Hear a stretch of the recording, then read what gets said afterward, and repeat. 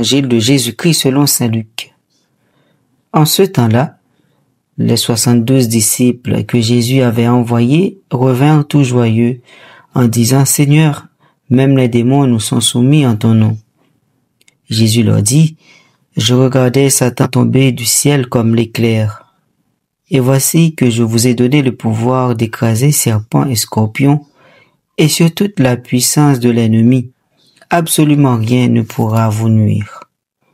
Toutefois, ne vous réjouissez pas parce que les esprits vous sont soumis, mais réjouissez-vous parce que vos noms se trouvent inscrits dans les cieux. » Alors même, Jésus exulta de joie sous l'action de l'Esprit Saint, et il dit, « Père, Seigneur du ciel et de la terre, je proclame ta louange. Ce que tu as caché aux sages et aux savants, tu l'as révélé aux tout petits. Oui, Père, tu l'as voulu ainsi dans ta bienveillance. Tout m'a été remis par mon Père. Personne ne connaît qui est le Fils sinon le Père, et personne ne connaît qui est le Père sinon le Fils, et celui à qui le Fils veut le révéler. » Puis il se tourna vers ses disciples et leur dit en particulier, « Heureux les yeux qui voient ce que vous voyez, car je vous le déclare, beaucoup de prophètes et de rois ont voulu voir ce que vous-même vous voyez et ne l'ont pas vu, entendre ce que vous entendez et ne l'ont pas entendu. » Acclamons la parole de Dieu.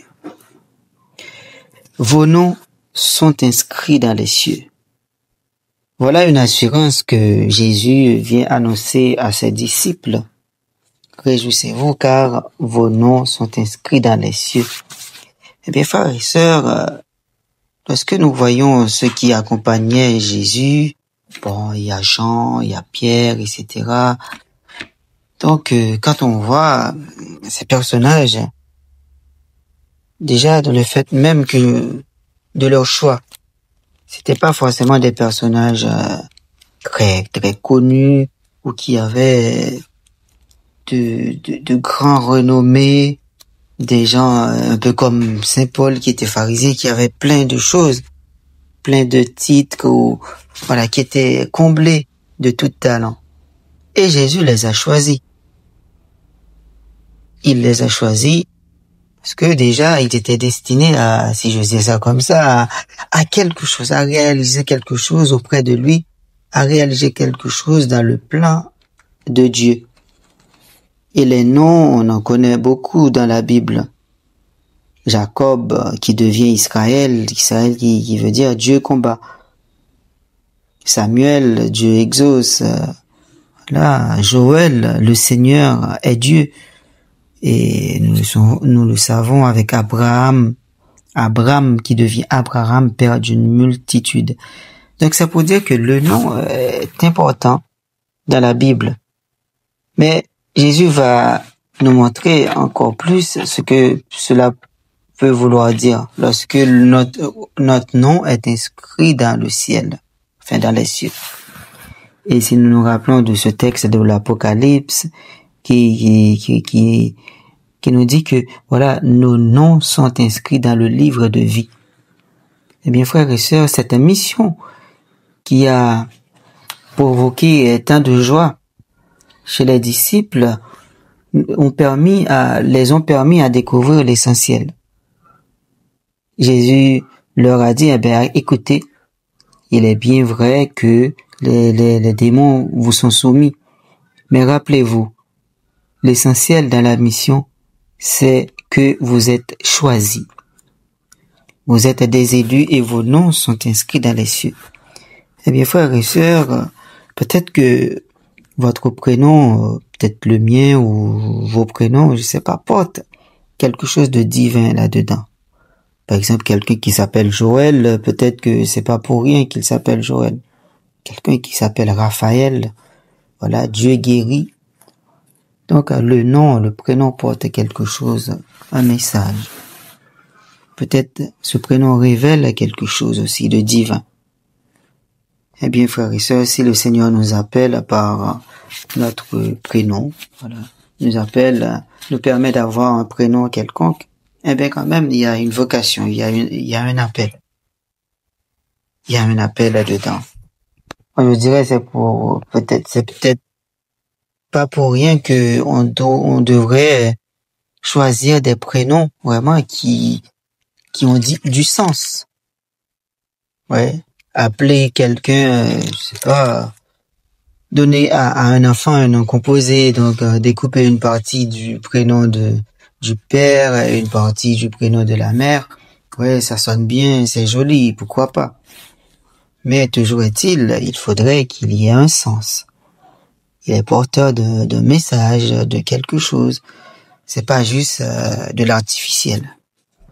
Eh bien, frères et sœurs, si ces disciples se rappellent que s'ils réalisent tout cela, c'est parce qu'ils sont des élus, eh bien, nous aussi aujourd'hui, le Seigneur, avec nos prénoms que nous avons, même si c'est pas un prénom d'origine hébreu, grec ou latine, c'est peut-être un prénom vraiment qui est typique à notre territoire. Typique, je sais pas, un prénom amérindien, un prénom africain, voilà. En tout cas, le Seigneur peut passer à travers, voilà, ce qui est donné pour délivrer un message. Donc, s'il a choisi ses disciples, c'est parce que dès le départ, comme nous dit le prophète Isaïe au chapitre 49, verset 21, voilà, il a été formé dès le sein maternel. Donc, avant même que nous venions dans ce monde, le Seigneur a déjà un plan pour nous. Eh bien, frères et sœurs, si vous et moi, nous sommes appelés à réaliser quelque chose, à prendre part à la mission du Seigneur, eh bien, rappelons-nous l'essentiel. L'essentiel de la mission, c'est de ramener des âmes au Seigneur notre Dieu. Oui, frères et sœurs, l'attitude, la réaction de ses disciples peut paraître pour quelque chose qui est de l'ordre de vantard. Donc, ils se vantent parce que ils sont partis et puis ils reviennent tout joyeux parce que ils sont efficaces. Oui, ils sont efficaces, ils peuvent le dire. Mais attention, le Seigneur nous dit toujours, ce qui est essentiel, c'est que vous avez été fait, vous avez été appelés pour réaliser cette mission. Eh bien, frères et sœurs, la vraie joie se trouve dans le Seigneur. La vraie joie ne se trouve pas dans le fait que nous essayons de nous mettre en avant, de dire au monde, voilà ce que nous avons, voilà ce que nous avons fait, voilà notre efficacité dans telle ou telle chose. Mais, frères et sœurs, si cet évangile nous est donné, eh bien, c'est pour que nous comprenions que, voilà, nous avons une mission à réaliser. Et cette mission doit être toujours au service du salut des âmes. Eh bien, en ce jour où nous vénérons la Vierge Marie, eh bien, demandons toujours à Dieu, par l'intercession de la Vierge Marie, plus d'humilité, afin que nous puissions toujours travailler dans l'œuvre du Seigneur pour sa plus grande gloire et non pour tomber dans l'orgueil.